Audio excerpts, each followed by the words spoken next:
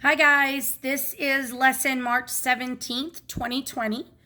And we're going to start off by going over our DMR from the day before. You should have submitted this in yesterday's Google Doc for March 16th.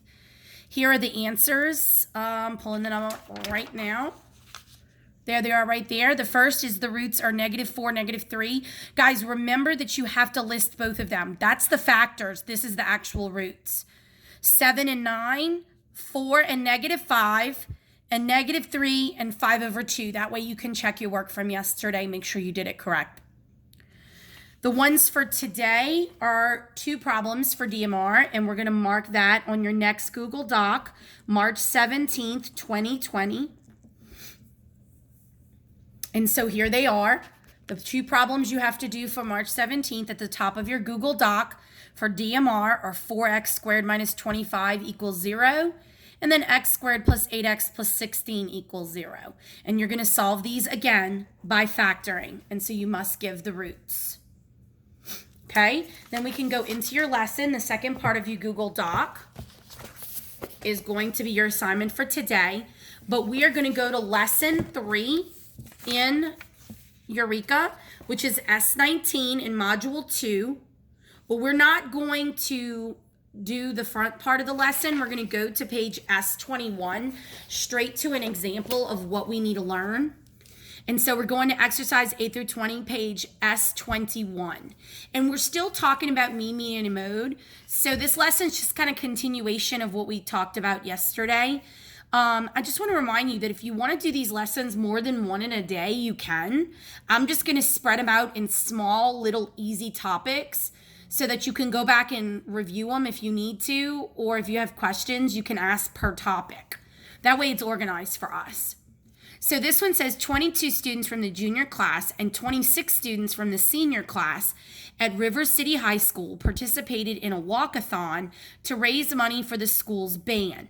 Dot plots indicating the distances in miles students from each class walked are as follows. So they are both in miles. There's my unit. We have one for the juniors and we have one for the seniors. It says estimate the mean number of miles walked by a junior and mark it with an X on the junior dot plot. How did you estimate this position? There goes my dogs. So if I'm looking at the juniors one, I'm going to say to myself, okay, well, the mean is when I add up all the numbers and divide how many I have. Well, my mean, if I think about grades, my mean is going to be high if I have high grades. But my mean is brought down when I have low grades. So if I'm looking at this, the majority of them, hold on one second, please. Would my daughter please tell the dog to stop barking? Thank you.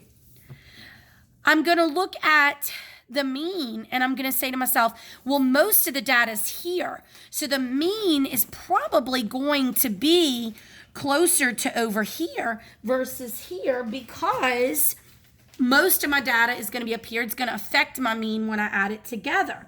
So I would probably put my mean over here. I'm not going to put it too high because I do have some of these over here that are going to pull that mean down.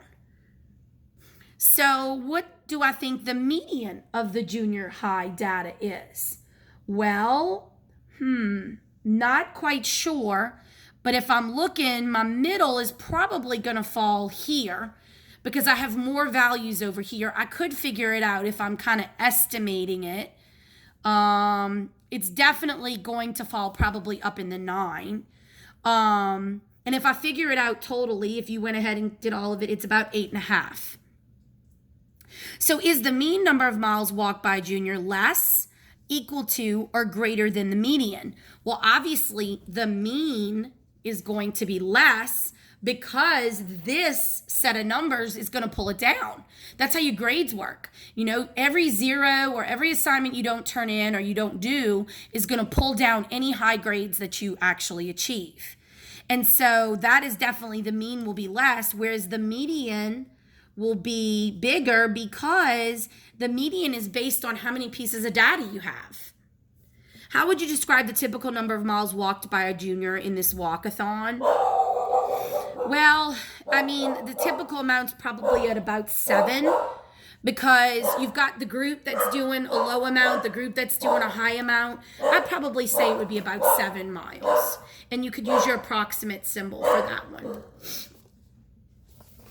All right, let's turn the page. I'm on S22. It says estimate the mean number of miles walked by a senior and mark it with an X on the senior class DocPot. So if I am looking at that one for number 12, and I'm looking for where it approximately would hit, I would say probably if I'm estimating it, probably about here, because if I'm looking at the data, it's going to kind of hit in the middle of about where they are with the certain amount of scores. It looks almost symmetrical. If I was to draw this, look how symmetrical that would look compared to how this data is more skewed. So then number 13 asks, what is the median? If I do the median, it's going to put it at 7. So if you notice, the median and the mean are about the same in this one. So if that's the case, the mean number of miles walked by senior, and you marked it with the X, and the median, they're both going to be about the same, because what we're figuring out is that if data is symmetrical, like the seniors were, then the mean and the median are close. And the mean would obviously be a better piece of information. Whereas if it's skewed, the median would be better. Okay? So then it says, finally, the 25 sophomores who participated in the walkathon reported their results. A dot plot is shown below. Now, remember what you're doing is you're working the book with me, and then I'm going to give you the 3 or 4 problems I want you to do for your graded assignment each day. It is imperative that you turn in the assignment and the DMR so that I can give you those grades. We're doing the same thing we did in class, except you're listening to me on a video. So it says, finally, the 25 sophomores who participated in the walkathon reported their results. There it is. What is different about the sophomores' data distribution compared to the one we did for juniors and seniors? Well, you can look at that, right? They are in a very weird shape here because we've got most on low end, most on high end, with kind of like this dip in the middle. It almost does that kind of shape, right? Where would be the balance point of the sophomore? Probably at about 5, right? And what is the median number of miles walked by a sophomore? There's 25 values.